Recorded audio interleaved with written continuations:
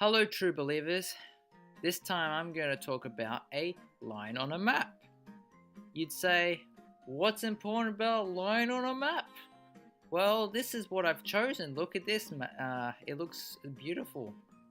It's just as great as a canal system for Melbourne. No. Seriously. This is the real route here. It's actually the Metro 2 tunnel.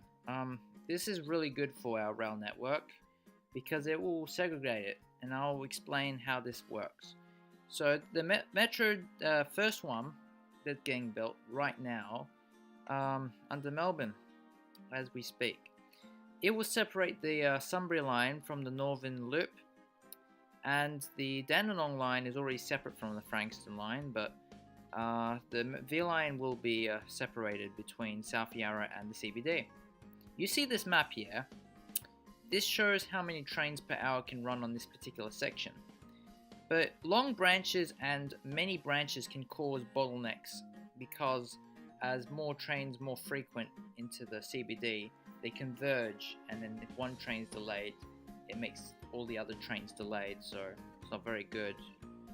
Metro 1 will help separate the Sunbury line from the Northern Loop and helps V lines from the Dandenong section, as I just said before, if you can remember that. Metro 2 is different. This one will separate the Mernda line from the Clifton Hill group, which is a major group, as well as help separate all the branches on the Werribee line. So there's a bit of a quick history lesson for you guys. Metro 1 tunnel came about in the 2008 editing report. It was revised in 2012. It was also mentioned in the 2013 PDV Network Development Plan. It was revised again in 2014. It was reverted back in the 2012 version in 2015. The Metro 2 tunnel came about as it was noted in the Doncaster Rail Study. It was also in the 2013 PDV Network Development Plan, and it's also now currently in 2017 in the Fisherman's Bend Planning Scheme, and it now will connect with Newport. Metro 2 has many more benefits, such as redeveloping Fisherman's Bend with more access to public transport, as well as providing future tram services, cycling lanes, and more buses and more pedestrian-friendly zones. It will be a different opportunity to try out, instead of having this development happening before the transport happens, like the unsuccessful Docklands, which wasn't built for transport, it was built for cars.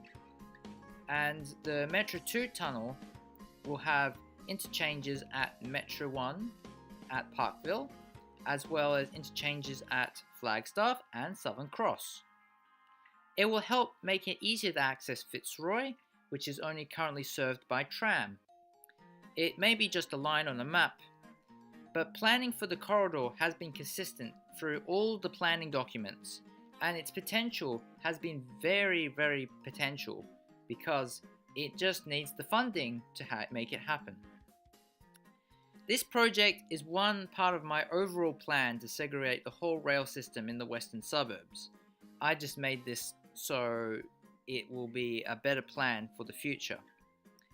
This may just be a dream, but I think this is a good idea. So let me explain. The Werribee line will become the electrified Geelong line. So basically I'll electrify all the way past Werribee to Geelong, with a potential branch coming off to Werribee South. The new Geelong corridor will use the Metro 2 tunnel and then align with the Mernda line, so they will connect. The airport rail link will share the tracks with the Sunbury corridor. There will be 2 new tracks between CBD and Deer Park. This will enable a dedicated electrified Melton line, as well as a Tarneit Metro services, so electrification to Tarneit, as well as Wyndham Vale. Now the Tarneit line will loop around and connect with the Geelong line at West Werribee, and potentially could share tracks with the Geelong line and connect with the airport at Avalon. The Avalon Airport Rail will be a shuttle service, but can be potentially connect with the Tarneit line, so it will start as a shuttle service. With both the outer west and northern edges growing at a rapid pace, it would be very wise to invest in heavy rail options to connect the two and extend the railways to the new suburbs. Of course, we'll need to make Melbourne a more polycentric city by making the rail network less radial and expand jobs in the outer suburbs, such as what may be planned at Werribee. It will not take one day to get the whole city to use public transport, but it all starts with the Metro 2 tunnel, providing better access to the west and the north, segregating the rail network, enabling to expand the CBD to Fisherman's Bend, and a much more reliable train system. Future projects depend on this tunnel, such as electrifying new lines and creating new rail branches to future suburbs. If we don't start now, it's only going to take longer to get built, and our transport system will continue to fall behind. Infrastructure planning should favour rail, buses, and cycling infrastructure, but this is not always the case. The poor time savings for road trips will continue to make the case to build more roads, as well as the private investor Transurban has a huge influence in funding into our freeway network. Clearly, a new train and bus cycling plan needs to happen in place for Melbourne. The Metro 2 tunnel should be included as one of the current projects to start planning. It is much better than the East-West Link Road project.